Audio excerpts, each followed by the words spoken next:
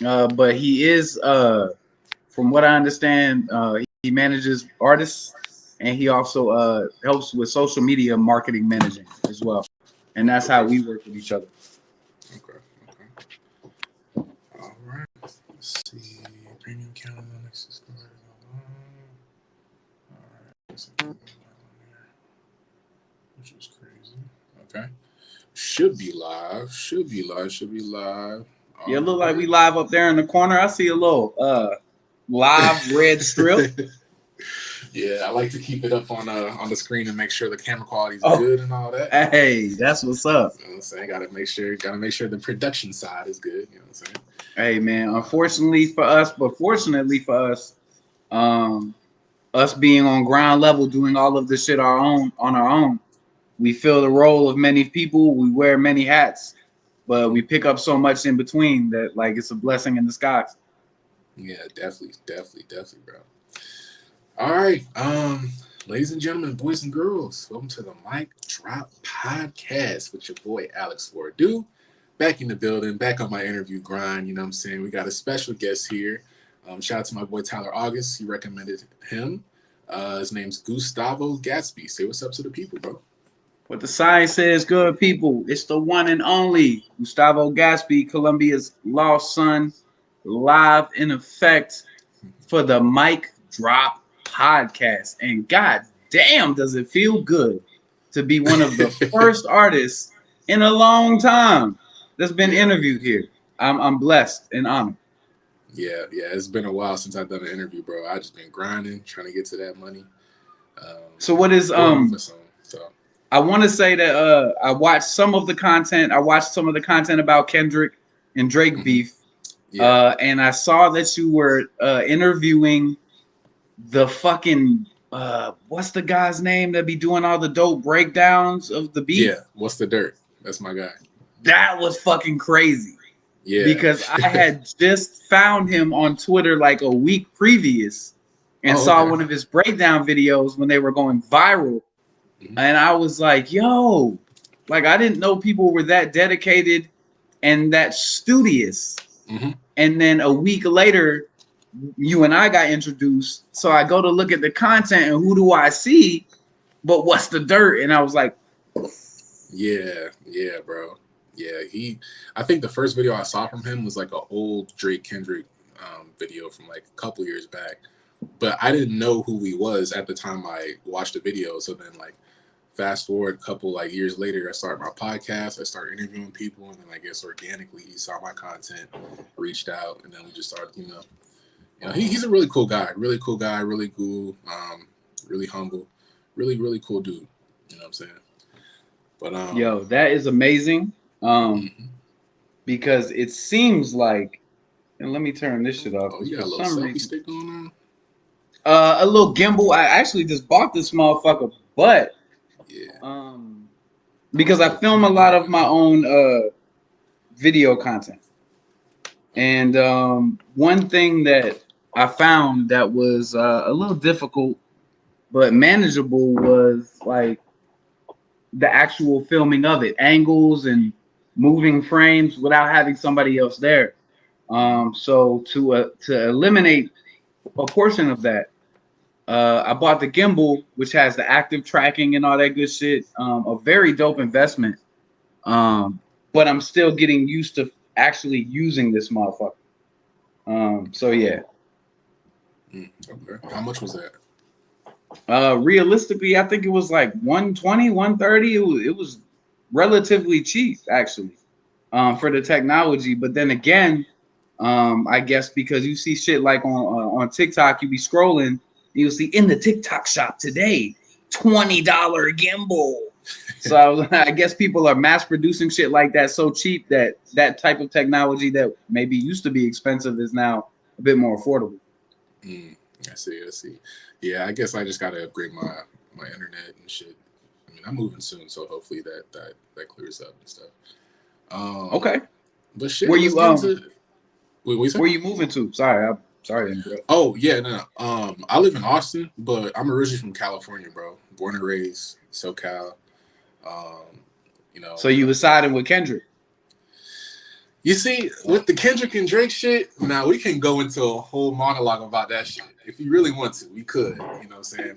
But when it comes to Kendrick, I'm more unbiased than biased because I could easily be biased in that situation because I grew up mostly on listening to Drake's music.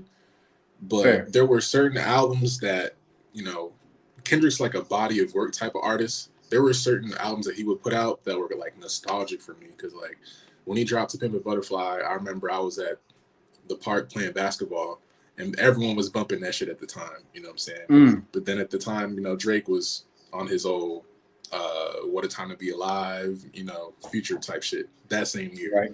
So I feel like I could be And objective in that, but I'm not gonna just blindly ride with Kendrick. Like, nah, I can't mm, do that. But that's they're both fair. great. You know, that was a quick way of checking alliances, seeing where you seeing where you stand. got Thank you got for check the temperature. thank you for checking that for letting me check the temp. But Yeah, yes, yeah. let's get into it.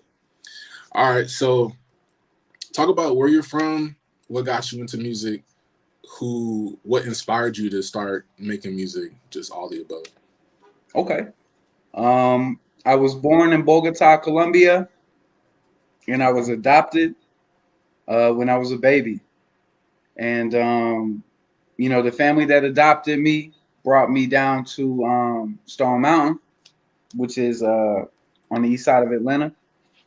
We lived there for quite a bit, and then we moved up to North Atlanta, or we're really North Georgia, to Gainesville, Okay. and all surrounding areas.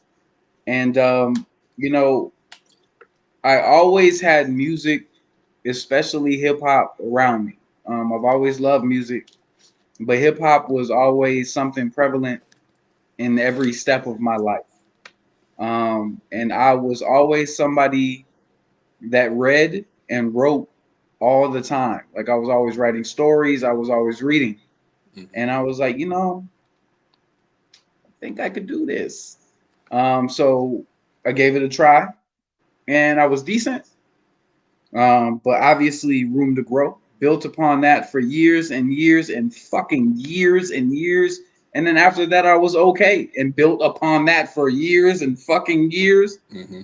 Finally, to a place where I feel like music is solid. Um, and I was inspired by obviously the artists, the greats of that time, the Nas's, the DMX's, the Pastor Troy's, the Outcasts, Okay. the fucking legends Yeah. from all coasts. I want to say like the fucking Ice Cubes, the Pox. You know, as shameful, as embarrassing as it is for me to say as a grown man, when I was a child, I cried when Pac died. Like I was like, oh shit, Yeah, this is for like sure. what Yeah. the fuck? Like that shook me as a Hmm. young man, probably because like I had just stole one of my friend's Machiavelli tapes back when there were tapes. And I was in the basement playing that shit the night before, and he was talking about I'm gonna die and being reincarnated.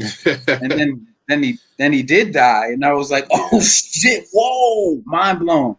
Um, but yeah, man, I've always been influenced by hip hop. Hip hop is one of the greatest art forms and most influential art forms in the world.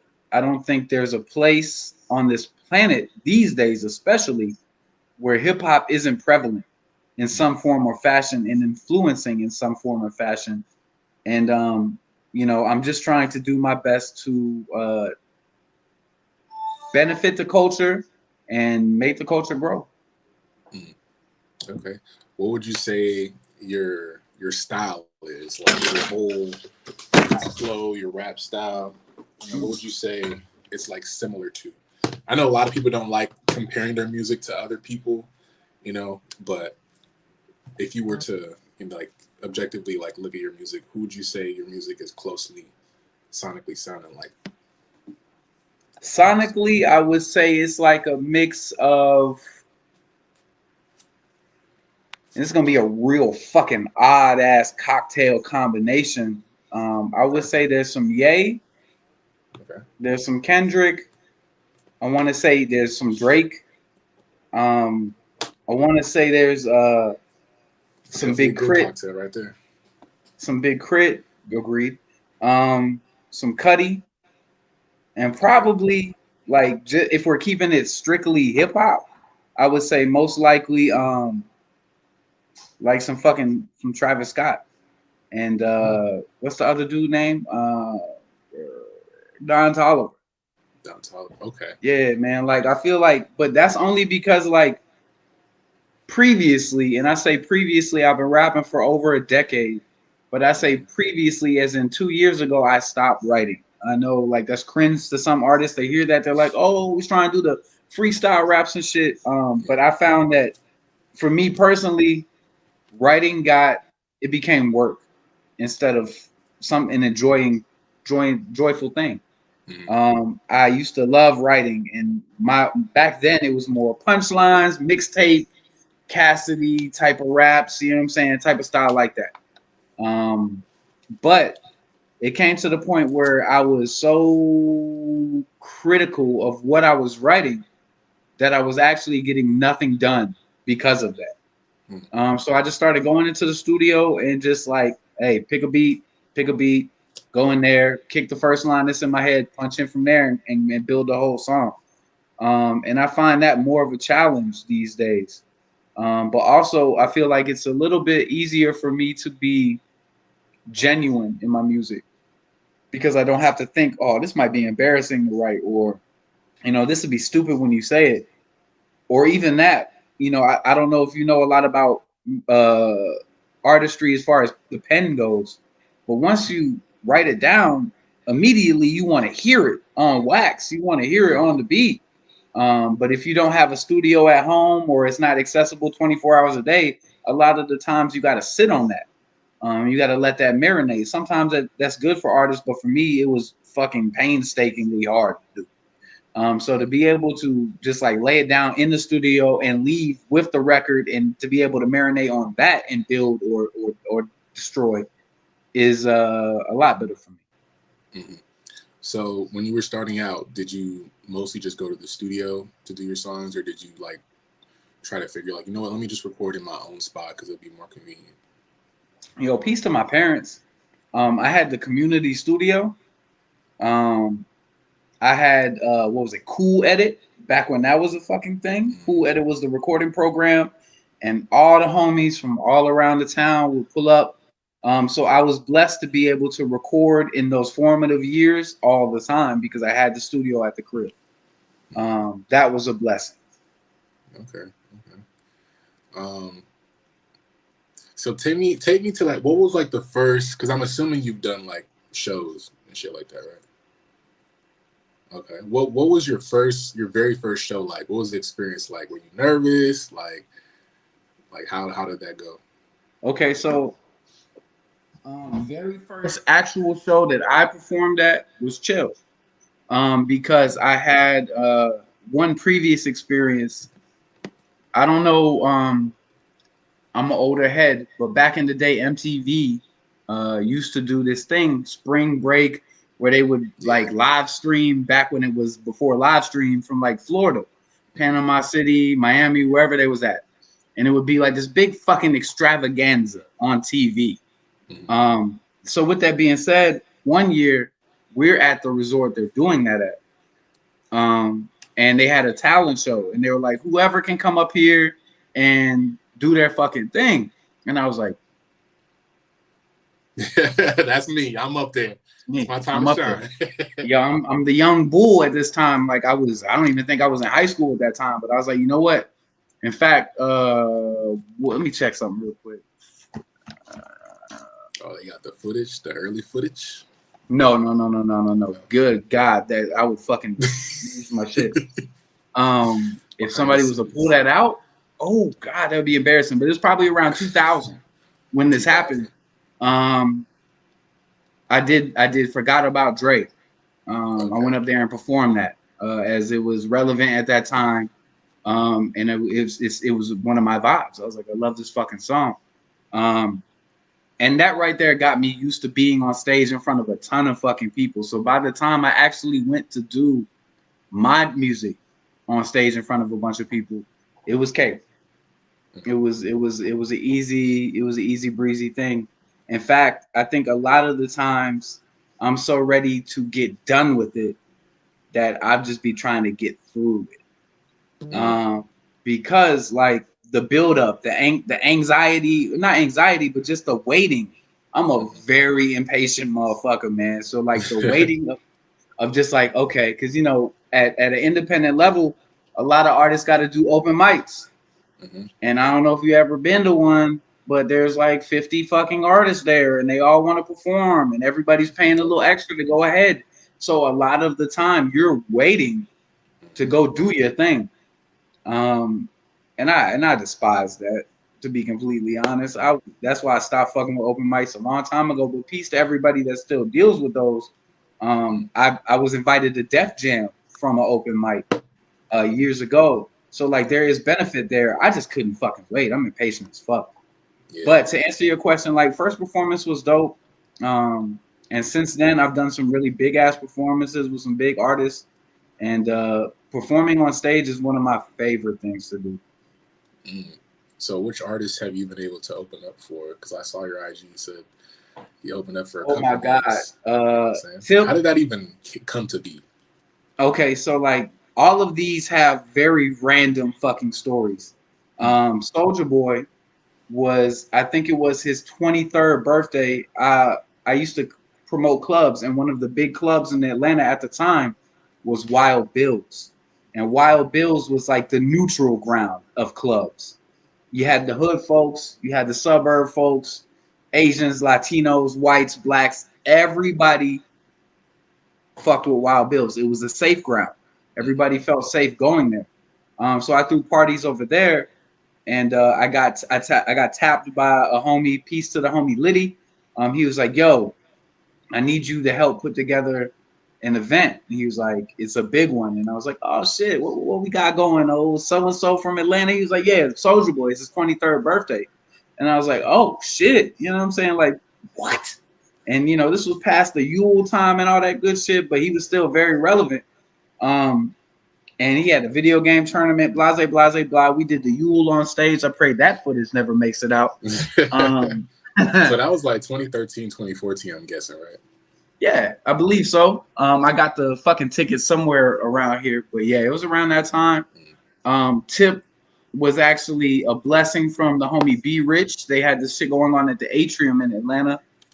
This was when Tip first came out, and I was just there for a cipher. I rapped in the cipher. Tip heard it. Tip liked it. He said, "Hey, you got some real music? You want to perform on stage?" Yes, sir, I do. Let's fucking Hey, do it. that's lit. Um, Two Chains was also at Wild Bills.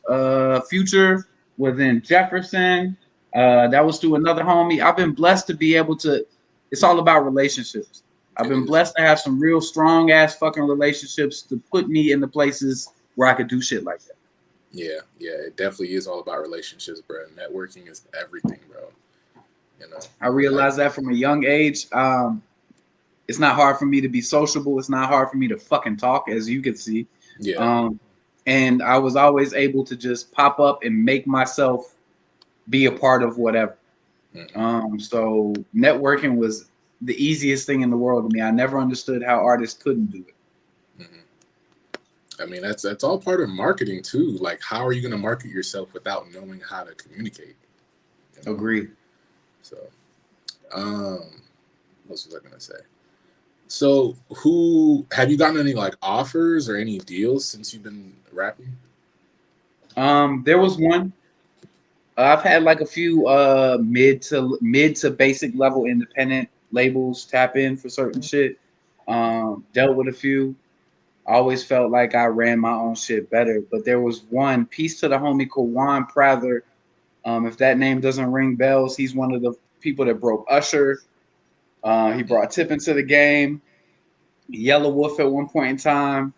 He's a fucking mainstay in Atlanta.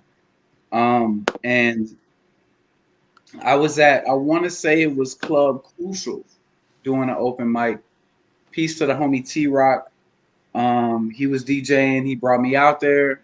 And my thing was back to the networking, back when CDs were relevant. You know, I would run up on motherfuckers. Hey, man, even if you think this shit's the worst shit you ever heard in your life, tell me what you think. I want to know what you think. Blah, blah, blah. Everybody seemed to enjoy the pitch because I didn't, you know, I had no problem like not to say demean myself, but humanize myself, because you know how Yeah. rappers get. We always feel Yeah. like we're the best shit ever. Um, so Kawan peeped that and seen how easy it was for me to network in the reception of the room because I touched everybody, pause, in that room that night. You know what I'm saying? Yo, yo, yo, yo, yo. Mhm. Everybody got the CD. Everybody got to meet me. Everybody got an interaction. And then when I went up on the stage, the song was cool. Um, and he was like, he gave him one. He didn't ask for one. I pressed up on it. Hey man, take this. Hey, Yellow Wolf, take this. Blah blah blah blah blah. Treated them like regular people, which I'm sure is not as common for people in those spaces. Mhm. Um, Probably about 2 or 3 weeks later, I got a call. I missed the call, smoking with the homies. And when I listened to the voicemail, yo, what's going on? Kawan Prather from Def Jam. I want to holla at you. Here's my number. Let's set up a meet. And I was like, yo, and this goes to artists. If you're listening, pay attention. Don't never speak on your blessings before you get them. I was like, yo, this is so dope. Gainesville hopped on Facebook. It's the moment we've all been fucking waiting for. That's Your for sure. boys I about would have did to the same shit. do. I ain't gonna lie. I would have did the same shit probably.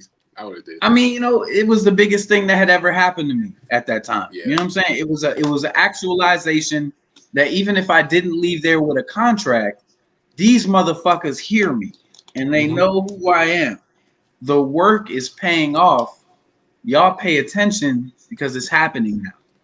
Uh, Fortunately and unfortunately, a gift and a curse, a blessing and a double-edged sword. Went up there. I only had the one song. So the night before, I went and recorded like 3 fucking rando songs, just the best that I could do in a night sitting at Hmm. that time, because I knew they'd want to hear more. Went up there, played the song that they loved. Hey, we love it. Ringtone Rapper was the name of the song. It was about fucking ringtones, and they were like, "What else you got?" And I was like, "Oh, I got these Hmm. 3 fucking other songs, and I already play those. Trash. You don't fuck with those. What else you got? You got anything else?" Hmm. No. Like, don't y'all just want to sign me for the one fucking song? They were like, "Well, we got some performance footage." Yeah, okay. Popped in a DVD. Brought a little DVD with me. Um, had a fade, hat cocked to the side, feeling like Ti in the fucking performance footage. And he's like, "Yo, do you know I broke Ti, right?" And I was like, "Oh, that's dope as fuck." He's like, "Why would I want to break another artist with the fade and his hat cocked to the side? That doesn't Hmm. work for us." They were like, "Yo, go back to the lab, get a catalog, get some more emotion, find us again. We can see what we could do."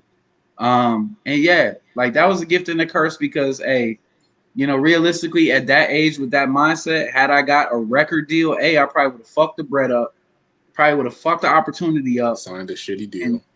signed a shitty fucking deal, maybe Illuminati myself, who knows? Hmm. But the positive side about that was like I have been a nonstop since then workaholic when it comes to creating content and building up my catalog.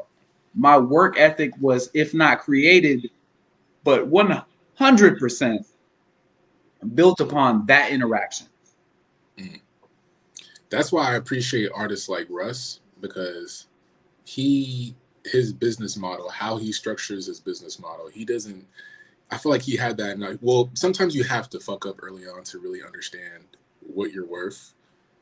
You know what I'm saying, Agree. or just take certain things certain people say and don't take it too personal and just run with it. You know what I'm saying? Use that as just advice to get better and better, not just to get more opportunities in the future, but for yourself. You know what I'm saying? Agree. And I feel like Russ is like one of the prime examples of that. Artists like him too, Mm-hmm. kind of like that. But yeah, the industry how marketable you are is just as important as the music. I feel like And a nowadays. lot of folks don't realize that. I mean, they're getting hints of it now as social media like TikTok is more prevalent, and you're realizing that not only do you have to be the artist, but you have to be the videographer and the video editor and the marketer yourself and post all your content, and then you got to get it to people.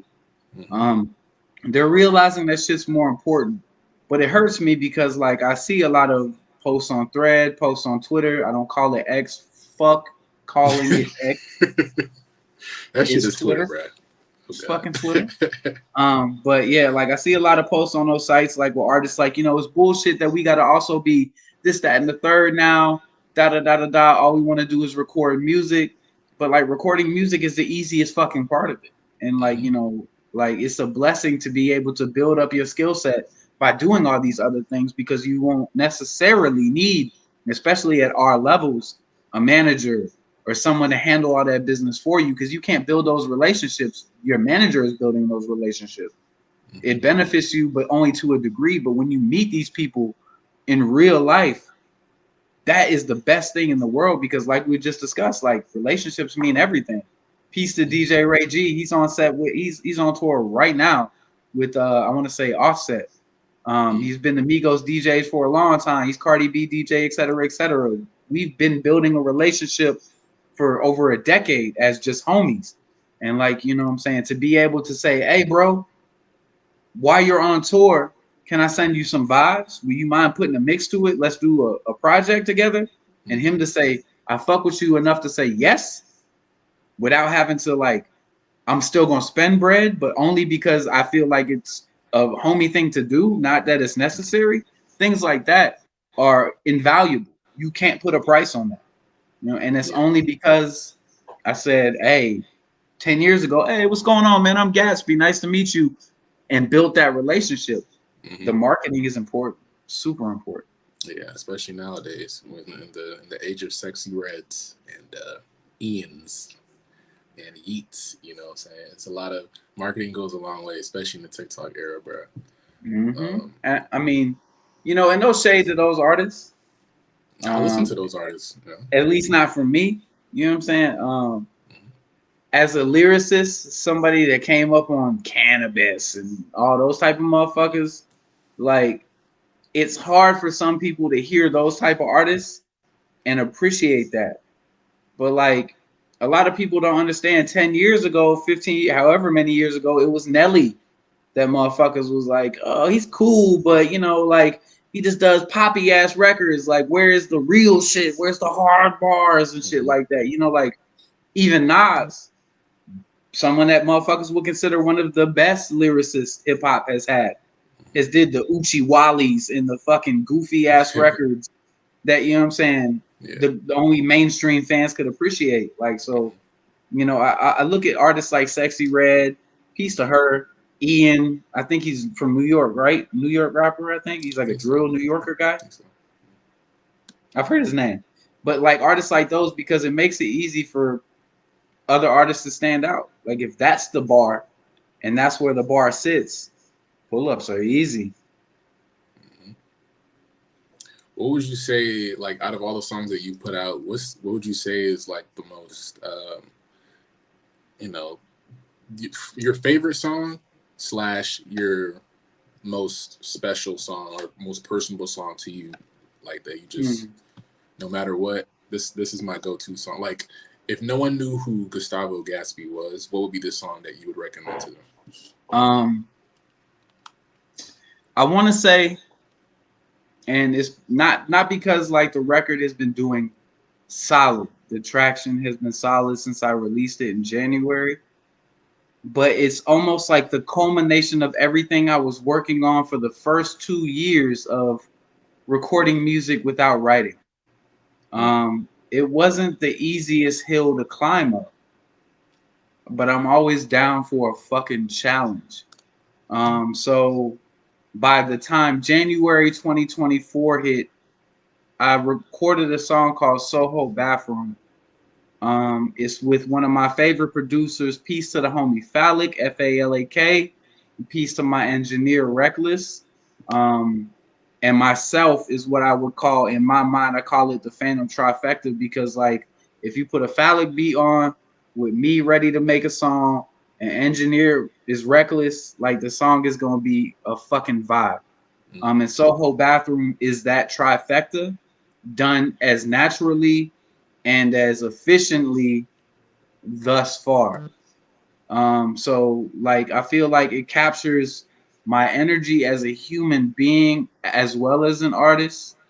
There's a little bit of backstory and Gustavo Gatsby lore in that motherfucker, but Mm. there's also some broad storytelling.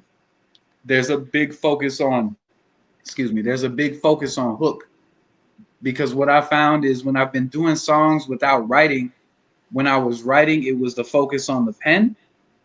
Not writing, the focus begins more on the hook and the vibe. Yeah. If the hook and the vibe are good, I could just bleh, shit out a Hmm. verse.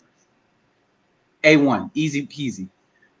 So the balance of bars in a dope verse with hook in a, there we go, hook in a good vibe is so fucking balanced Hmm. with Soho Bathroom.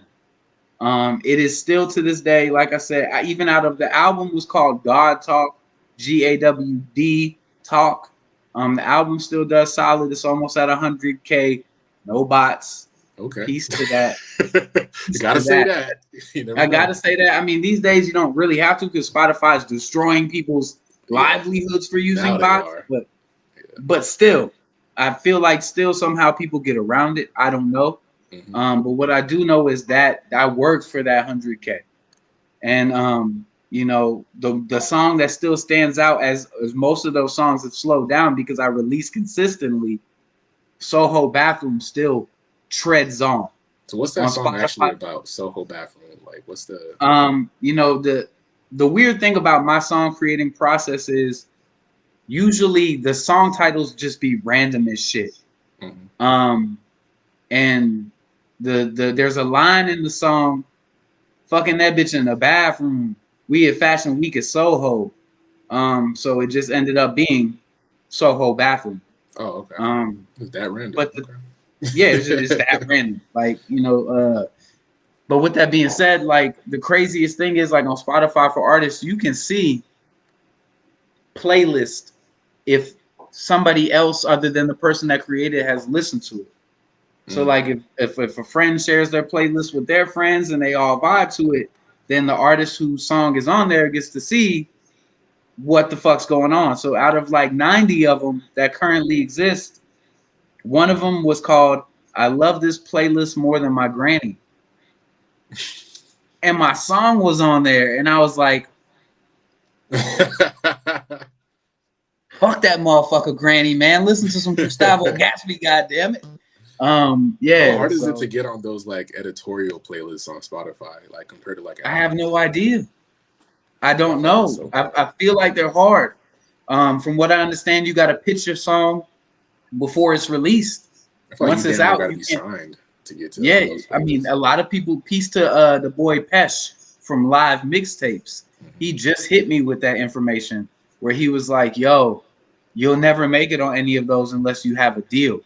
And Yeah. I was like, "Okay, well, I don't aim to get on those because from what I understand, yeah, you'll get a surge in listeners and a surge in plays, but it doesn't always translate to hardcore actual fan base. Hmm. The intent rate isn't big for people that hear those songs on those playlists because they just go to that playlist to listen to music. They hear a song, oh, that's dope, but they may not save it because they know it's there. So with that being said, like the intent rate isn't the same for playlists like that. But just being able to see like regular people playlists that regular people make, shit's big to me, man, because I know how much I love music and I know how much music means to me. And I know that like some of my hardest moments in life, best moments in life, and all in between were soundtracked by one of my playlists.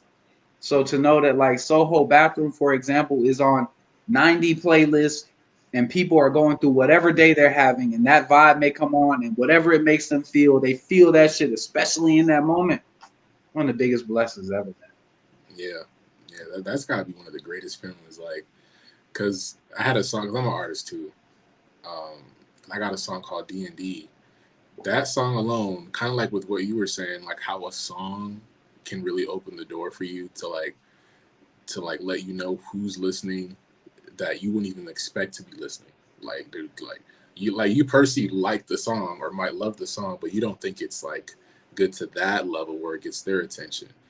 Um, Yeah, D&D's opened a lot of doors for me, bro. I've gotten a lot of features just in the tuck, waiting to get cleared, based Hey, off that one congrats to song, that, bro. bro. So yeah, Um, Send me some vibes, or I can send you some vibes. I have a lot of definitely, shit with open definitely. verses.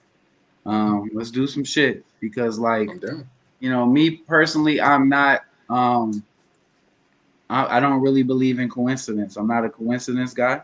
Hmm. I believe everything happens for a reason. There's a plan for it all. Unfortunately, even the sad shit, the bad shit. But I say that to say that for me to be rocking with Tyler, who I didn't rock with because he knew people that did fucking interviews, but for him to introduce Yeah, us to yeah, have yeah, this conversation, and yeah. then for us to talk about music and how we both Hmm. do it, feel like it's only right that we drop Exactly, something for respective fan bases. exactly. Most def, and like I've had. I just feel like my music career because I've only started rapping seriously or recording seriously since 2020. Okay. But since 2020, man, since the pandemic, man, it's been a lot of people in my DMs I would have never expected. Like, oh, you listen to my shit, you like my shit. I was like, oh, okay, wow. And then you start to learn a little bit gradually with these people coming to you. You start to learn casually about the music industry. Okay, if this artist records a song, it doesn't necessarily mean it's gonna get cleared. Hmm. They might record it, they might do it for you, they might charge you up front. You pay them, they do the song, but it's not going to come out because their label can't clear it or they don't want to clear it. And it's Yeah. stuff like that. It's something that's basic, but you might not know that until actually like Until you start go through connecting it. with all these artists. Yeah, yeah, Yeah, I had to exactly. learn about that one vicariously. One of my homies got a song with Boosie, and they paid. The feature got recorded. The shit exists. It's out Hmm. there, but they can't do a bitch ass thing with it. Yeah, And that's got to be frustrating as fuck. Like, because that could help your brand and maybe theirs, depending on the artist that's doing it. But like, to not be able to do a bitch ass thing with it, like, that's got to be fucking infuriating. that's why I don't take nothing serious unless it's on paper, bruh. Like from those artists specifically, you know. And you might grow up listening to like all of these artists that have hit me up. You know, by the grace of God, bro. Like I've listened to a lot of these artists. Some of them kind of let me down. I thought, it's a little bit, but they say never meet your idols. I know D friend in the chat. He probably knows who I'm talking about, but it's like you just never really know what to expect until you're actually meeting some of these people. But then there are a lot of good people in the industry as well. So Yeah. I mean, I you won't found that know like until you network from for sure. meeting the people I've met, um, you got to meet your idols where they're at in life. Hmm. You know what I'm saying? You try to meet them on your terms to benefit you. Yeah, generally it's always some shitty shit. I've met all these artists because it was their show. I Hmm. just happened to be there. So it was generally a decent experience. Especially like, as funny and as trolly as he seems, Soldier Boy is an intelligent dude. I could tell. Got a good heart. You know what I'm saying? Seems like a good cat. At least then at that time. Hmm. We haven't interacted since then. But when I met him, he was solid. Same with like Tip, Chains, all these people, you know what I'm saying? But then again, I met them in their element, In their in their environment, yeah. time. So it's like, but peace to artists that are just eternally humble. I did a record with Four Eyes not too long ago. He used to be with DTP, Ludacris, but he started just doing his own thing. And around Atlanta, he's like a legend because Hmm. he's just fucking extremely talented, bar crazy, dope ass artist. Artists like that are amazing to me because they're humble. Now, you know what I'm saying? If he was a bajillionaire and he was on top of the charts, it might be different. But Yeah, you know what I'm saying? At the same time, I met him when I met him and I knew of him how I knew of him. So to meet him was solid. So, like there's always definitely, like you said, some really solid ass people in the music industry. I guess you just got to meet them at the right time.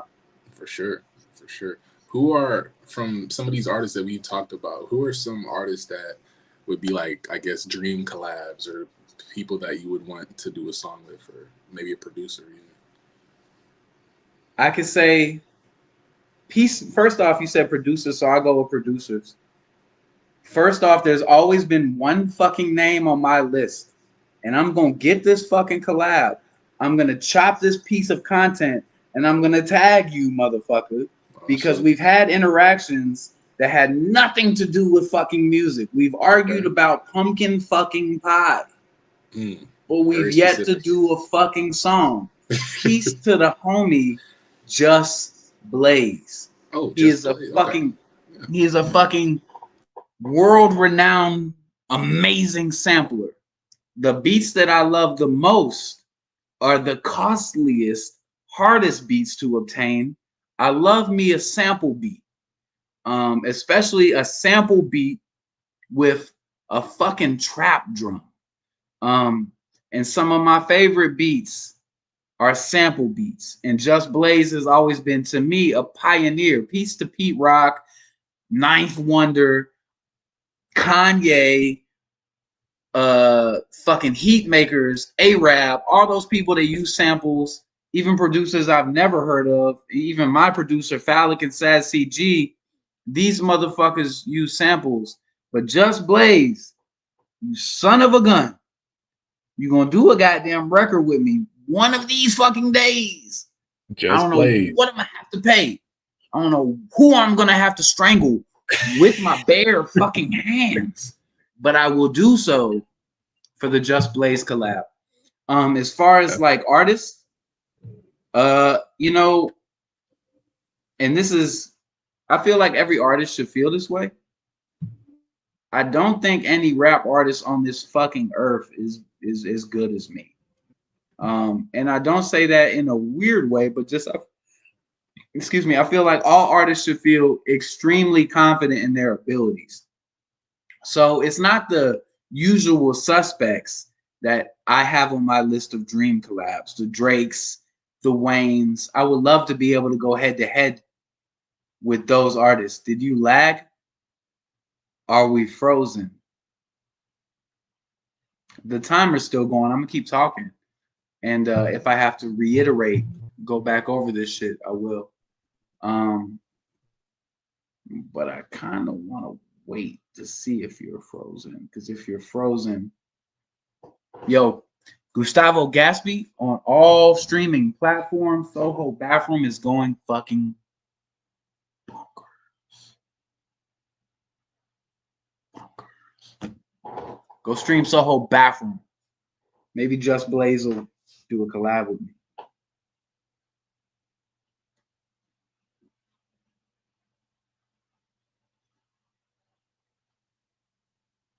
Coming back. I see the circle.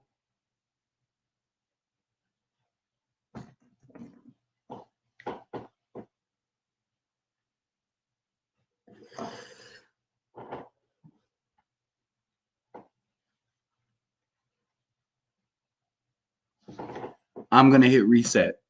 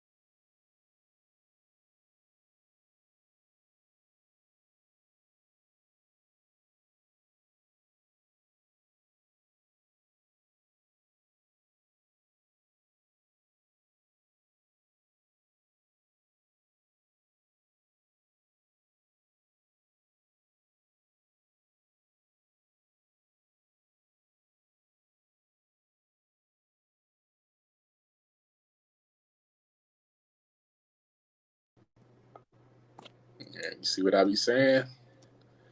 I told you, man. The internet ain't no hoe. You see what I be going through, bro. I do. I do. I know it's not the camera quality. It's got to be my internet. So I'm in the corner of my room, so maybe that's why. Fair. I feel like. But to finish the question,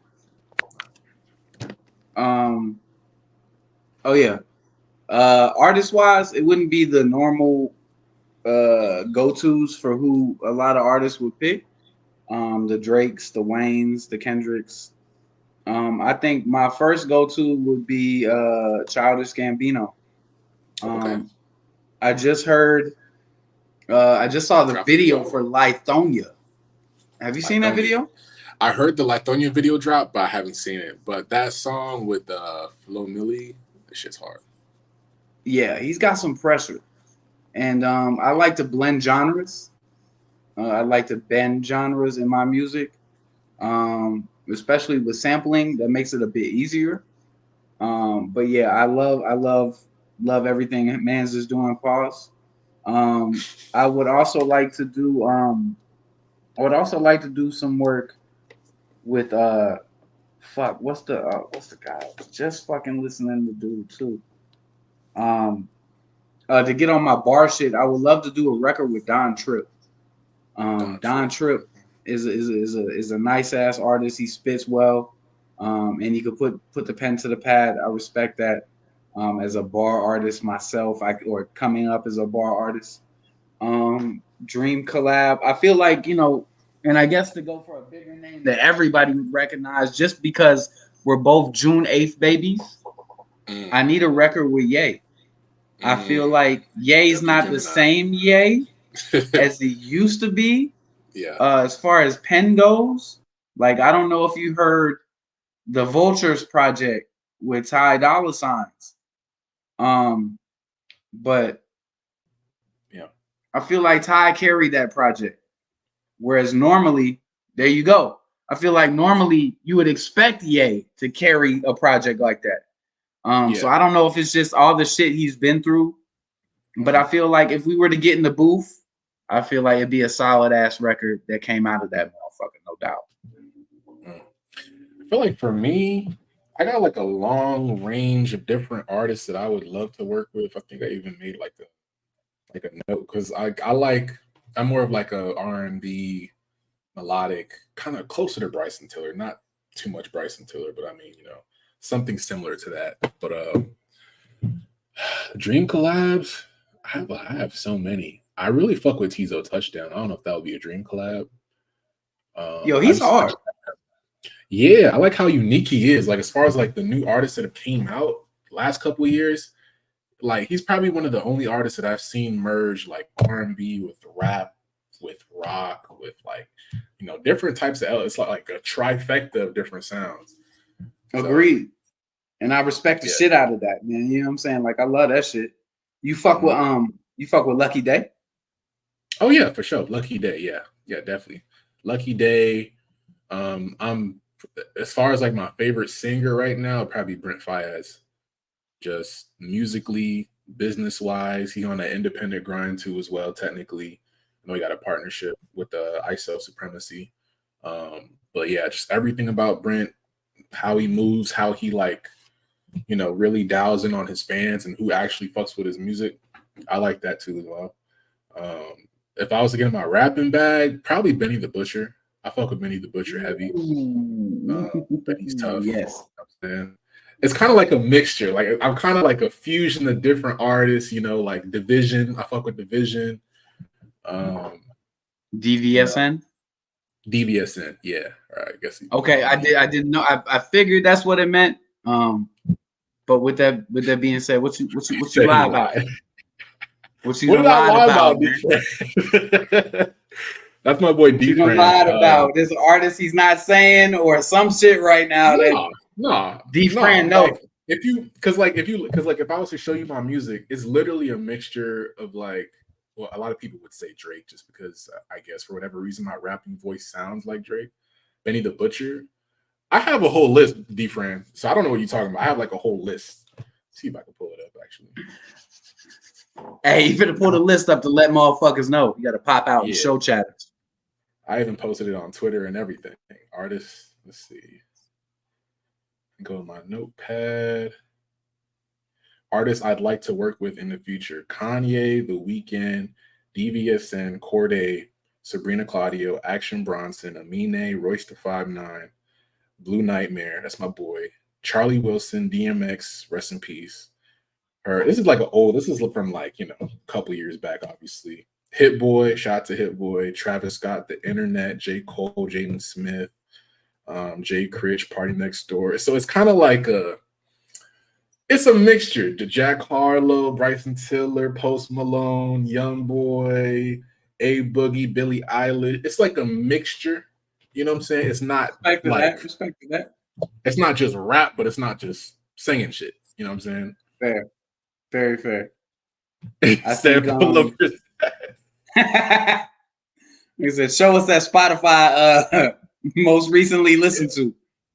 I don't even really use Spotify. I use Apple Music though, but I've been blessed enough to the point where it's funny you said Brent Faiyaz, because like every now and then I'll play myself from Apple Music. You know what I'm saying? Just like, how does it sound? Because if you know music enough and know mixing enough, you'll know that certain streaming entities compress and do certain shit to your songs more than others.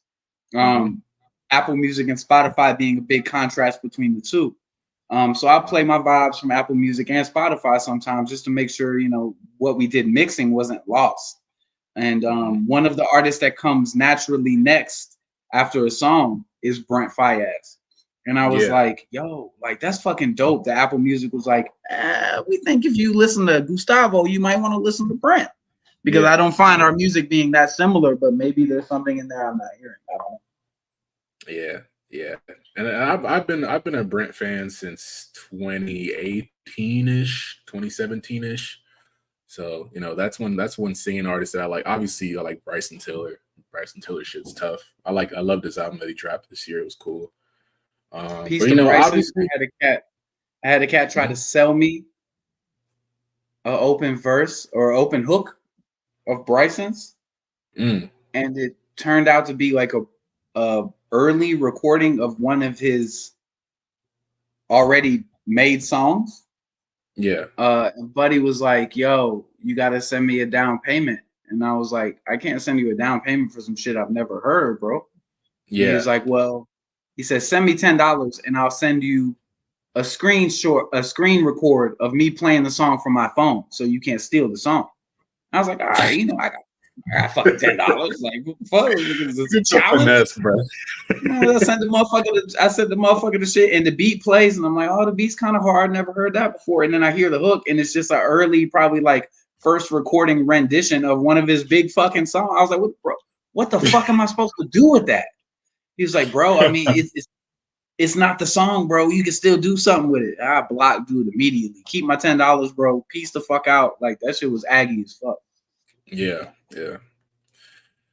bro. It's just, like, and some of the artists that are, and I hate to mention it again, but D-Friend knows some of the artists that I do want to work with that were dream collabs. I had an opportunity to work with, but this guy has a track record of, doing some foul shit to up and coming artists. Not gonna say his name. D-Frank can say his name. It's not just him, but it was another one too as well, though. But with the D&D was it song, like during the pandemic where motherfuckers was tapping in talking about hop on mixtapes and shit? Nah. This was like 2022. This was like 2 years ago. Okay. But I was able to work with 88 Keys. Shout out to 88 Keys. He did a remix for D&D. That was really dope as fuck. Yeah. I wasn't expecting it, bro. It's like, so you kind of have an idea, like, I wasn't because like he heard D&D, and then I guess he liked how, because it was my boy CD. CD's produced the song. I guess he liked the melody of whatever CD's produced, and he wanted to reproduce it and repackage it. I was like, okay, let me get permission from CDs to do it. Signed some paperwork. And he helped reproduce the D&D remix. I haven't dropped it yet, but I was going to wait till I drop an EP to drop that. But, shout out to 88 Keys, bro. It gave me a lot of great advice. That was really dope. That was really, really dope. Yeah, that's super dope. I can't remember. I think it was 88 Keys and Cuddy and Ye. I heard a record, my first record from hearing 88 Keys, and I Mm-hmm. was like, "Yo, Was dude it is Stay dope." Up? And then he raps too, right? I think he does. I'm not sure if Maybe he he does. did at one point in time. But I think goddamn, so. with that being said, I heard some more 88 Keys music, and I was like, "Yo, dude is dope as fuck." So to hear that, I Hmm. recognize that name. Peace to that, bro. That's major. Yeah, yeah, definitely, definitely. I mean, it's a lot of major names that have hit me up, FaceTime, call, all that shit. But it's like, if I was more consistent, I feel like it is kind of like self-sabotage. If I was a little bit more consistent, I know where I could be. Right. But I'm trying to make sure my money's right, get my situation right, you know what I'm saying? And then when I'm really ready to go full throttle with it, marketing, dropping singles, getting my music out there, developing my catalog a little bit more. I know where I could be, you know what I'm saying? But it's a little self-sabotage there. But yeah, How shout out bad to do you 88 want it Keys. though? I mean, I'll put it like this: the type of people like it's like the type of people that used to hit me up 2-3 years ago. They're Mm, still in contact with me now, and they ask me that question all the time: like, how bad do you really want this shit? Do you like? Where's the music? How mm. consistent are you? And it's like I feel like I'm in my own head sometimes, where it's like if I do drop more and more and more and more, it'll come organically. I won't have to question myself and ask myself, oh, how bad do you want it? It's just gonna come. It's just there. I don't have to try That's because when I put my effort into something, I go full throttle. It's like it's that thing, and I gotta be LeBron of this shit now. I It's feel like you you on that. gotta be, you know. So, but yeah, one step at a time. This year it's kind of just getting myself right, getting my situation right first, and then I feel like next year I'm gonna go 100% with it. Collaborating with more and more people. Even some of the people that I've interviewed with, I've helped a lot too with like getting them connections and shit. So it's I like seeing other people succeed too as well. I'm not the type of guy that's like the cocky type of nigga. Like I want this all to myself. It's like no, if I see someone that has a similar type of style and someone that has another type of style, I'll connect them too, and let's get some shit popping. That's You fair. know. I mean, you'll always be in a good position to put people on if you're in a good position. Just Mm-hmm. remember that though. You know what I'm saying? Like, not to sound selfish, but peace to Flying Low. What up, Flying Low? Um, time passes. You know Yeah, what I'm saying? You it gotta get does. it when you can get it. Um, That's true. That's true. and consistency doesn't mean perfection. Well, okay, you say you was gonna stream more this year and you upheld that. Yeah, peace to that. Peace to I did. that. I Yeah. did. So you know what I'm saying? Put that same vibe towards the music because consistency doesn't have to mean perfection. You know what I'm saying? You could Right. just be doing enough to Mhm. remain in the ears of the people you want to be, and then when you're ready, hit them with the I've been planning this. Here you go, Mhm. motherfuckers. Right. One Right. of my big things that always got the attention was, for last year I did a song a day the entire year. But and I've done that before, but this time it was different because I did Instagram and social media content with every song. And it was me in a set location rapping every day, all day for the year. And that shit really did numbers for my following because I feel like today's attention span and culture is based off YouTube and TikTok, where they find somebody they like, a creator, and they want to see constant updates, constant all the time, a new video, a new video, a new video, Mhm. nonstop. And it kind of hurts when you go to your favorite creator and you go, "Ooh, what's new today?" And there's nothing. You know what I'm Nothing there. saying? And Yeah. it's easy in a sea of millions of artists or content creators or producers or whatever to be swallowed by that wave. So you know what I'm saying? Like, don't let the chase for perfection stop you from doing anything. Yeah. Yeah. You're absolutely right. Absolutely right, bro. Um. Shit. Where do you? Okay. I'll wrap it up because I got to do a live stream with my boy Chigs and them. Peace. But Peace to that. My last question would be, so like, where do you see yourself, like, not just musically, but like, where do you see yourself just as an artist or just as a person, like a year from now?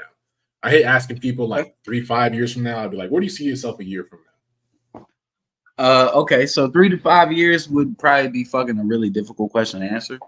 now? Yeah, Because will we even be here as we stand now in 3 to 5 years, the way the world's going? Who knows? yeah, You know what I'm saying? that's a But fact. in a year, I was blessed to be able to land myself in a very lucrative outside of music career, my day-to-day, everyday career. So with that being said, I feel like in a year I will have not only continue to do that, but be able to build upon that and grow with that, meaning more bread, meaning more money to invest in music. So in a year, I feel like I'll have hit 1 million streams across streaming platforms. That's actually the Okay. goal for the end of this year, but I feel like I will have accomplished it by next year this time. I will have at least one of the songs, a song a day on that Russ Wave and the check bet. Peace, flying low. You solid. Fuck Shout with out to you, Flying flying Low. low. Yeah, Flying Flying Low fucking solid. low, He's yo. always in Peace here. to you. Shout out to Flying Low. If you're gonna check out God Talk, first record is obviously Soho Bathroom. Check that out. Let me know what you think. But yeah, 1 million streams at least. I see myself with at least 50K followers on social media. I want at least 20,000 subscribers on YouTube because I really need to start focusing more on that because I love visual content. I've been doing a thing now where I'm really focusing on trying to create cinematic visuals, which is why I mentioned the Lithonia video, Childish Gambino. When you get a chance, check that out. Okay.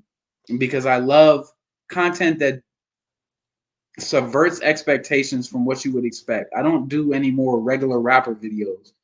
Money, in front of a couple cars, a couple baddies, Yeah. couple of the homies, a shiesty or two, maybe Mhm. an unregistered gun or two. Here's my rap video. Yeah. I've done enough of those in my earlier, because I used to go by Dot Gatsby. I've done enough Dot Gatsby type records and regular rapper type records my entire life. I want to create cinematic shit. Um, so like with that being said, I really hope that in a year I'll be doing some real cinematic ass visuals, whether it be on my own or just directing someone to where I need them to be. But I really want to build up that skill set as well. I'm a father of two. Peace to my sons, Cannon and Noel. In a Okay. year they'll be older and wiser, and I hope to still be a father at that point. And I just in a year from now, I see myself being as blessed as I've always been. Peace to the Most High. I'm here. Amen, brother. Amen. You know what I'm saying? Hey, man, I appreciate you coming on, bro. This is a great conversation. This is why I love doing these interviews, bro. I No really doubt. I appreciate appreciate you having me. Like I said, we're gonna tap in with each other about a record. it. Definitely. Because we definitely need to get some shit on wax. Facts. Peace to Flying Low and D-Fran for kicking it, piecing around while we over here shooting the shit, especially with the camera malfunctions and the internet goddamn all that shit. We made it Yeah. through that shit. I want to shout out to everybody that salutes and supports my brand. I found that a lot of followers come from weird places where I've never been. Hmm. But peace to y'all. I love y'all, and y'all are the reason I still do this. Once again, Cannon Noel, peace to my sons. Until next time, hey, it was an honor being here. Once again, thank you, sir. God bless. Thank you. Thank you. I appreciate you coming through, bro. Most def. I'll try to make some clips out of this, you know what I'm saying? And I'll definitely tag you and all that shit. For sure. Say less, bro. Be safe. All God right, bro. bless. All right. God bless. Take care, bro.